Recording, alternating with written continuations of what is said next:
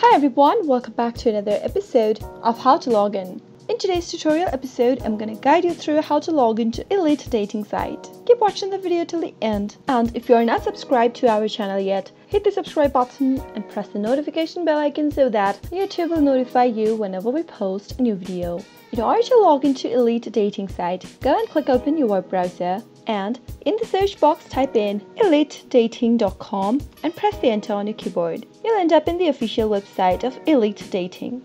In order to log into your account, you can click on the sign in button in the upper right corner. Enter your username or your email and your password in order to sign in. Make sure to type in the valid email address or your username and move on to the next field and type in your password correct. Make sure to type in both the credentials correct in order to log in without any kind of a problem. You can choose the system to remember you by leaving the box checked over here where it says remember me, but if you are using a public or a shared device, make sure to uncheck this box. In case you've forgotten your password, click on Forgot Password link right below the Remember Me box and follow the instructions to reset to a new password.